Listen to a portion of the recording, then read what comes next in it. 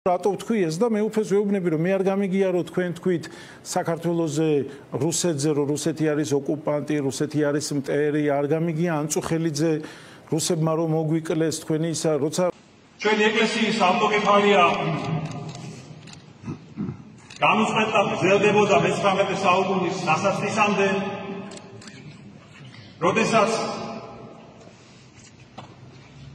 რუსეთის იმპერატორ ალექსანდრე პირველის უკანონო ბრძანებით გააუქმეს ჩვენი ავტოკეფალია, კათოლიკოს პატრიარქი ანტონ მეორე გაიწვიეს საქართველოდან, რაც ფაქტობრივად გადასახლებას ნიშნავდა და საქართველოს ეკლესიის მმართველობა ჩააბარეს რუსეთიდან მოვლენილ საგანგებო პიროვნებას ეგზარქოს.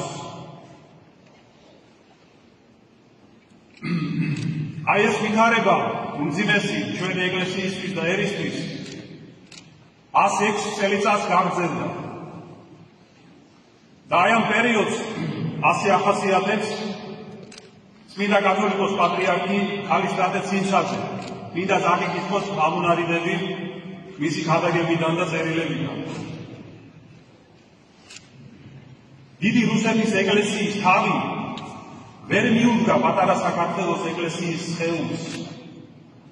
მან მოაშორა საქართველოს სულის ხელმწიფე, ჩაუკეტა მძიმეთა და მარშვალთა ნავსაყუდელი და წმინდა ნინოს ეკლესია გადააქცია მართლმადიდებელი აღსარების უცხეთის განყოფილებით. ჩვენი ენის ზნეჩვეულებების და წარსულის უცოდინარი სინოდის ეგზარქოსები საქართველოს ეკლესიას მართავდნენ წყალებში ბრძანებითა მისი უდიდებულესობის აირთა და არასჯურის კანონის და საქართველოს ეკლესიის კრებათა ხელმძღვანელობას. ხოლო ადგილობრივი ეპისკოპოსი და მღვდელნი ახალი მდგომარეობის ხელფეხ შეკრული ვეღარ ახერხებდნენ თავიანთი პირდაპირი მოვალეობის შესრულებას, მართლისა და მტკიცებას და გულარძებისა განხილვას. აი ასეთი მძიმე ვითარება გრძელდებოდა 1917 წლამდე. მთელი ამ ხნის განმავლობაში ჩვენს წინაპრებს არ დაუკარგავთ იმედი და არ შეუწყვეტიათ ბრძოლა ავტოკეფალიის აღდგენისთვის. და მათი ეს ძალისხმევა საბოლოოდ გაგვიკვირდა წარმატებით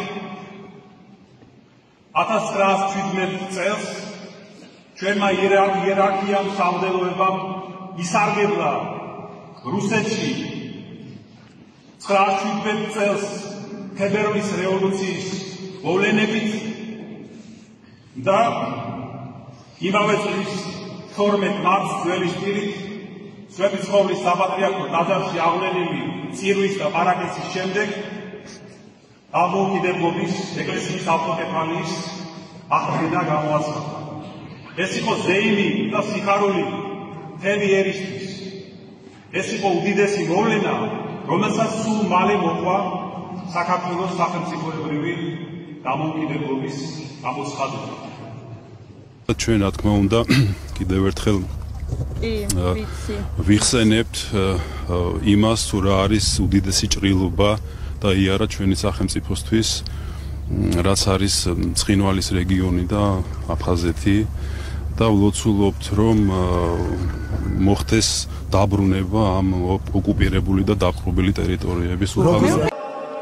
ტერიტორიალური მთლიანობა აღიარებულია საქართველოს ტერიტორიული მთლიანობა მთელი მსოფლიოს მიერ და ჩვენ იმედი გვაქვს, რომ ეს შენარჩუნდება და ეს რუსეთის ცდილობები, ასე ვთქვათ, საქართველოს დაპყრობის და ტერიტორიული მთლიანობის, ასე ვთქვათ, ხელყოფის აკვეთილი იქნება. ნებისმიერი ქართველისთვის უმთავრესი სატკივარია ჩვენი ტერიტორიული მთლიანობის გარღვევა, ოკუპირებული ტერიტორიები.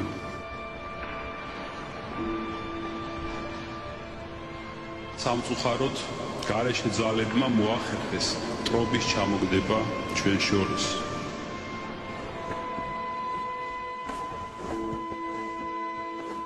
ეს იყო ოკუპაცია, რომელიც გრძელდება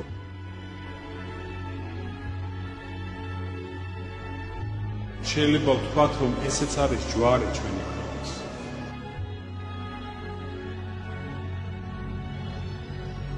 დღეს სამწუხაროდ 20% ჩვენი ქვეყნისა არის დაპყრობილი და ეს ალბათ ყველა პატრიოტი ქართველისთვის უპირველესი სატკივარია ჩვენს მიწიურ ცხოვრებაში, რაც კი შეიძლება ადამიანს ჰქონდეს და უფალმაინებოს, რომ ჩვენ ყველანი მოვესწროთ ჩვენი ერის ჭეშმარიტ თავისუფლებას.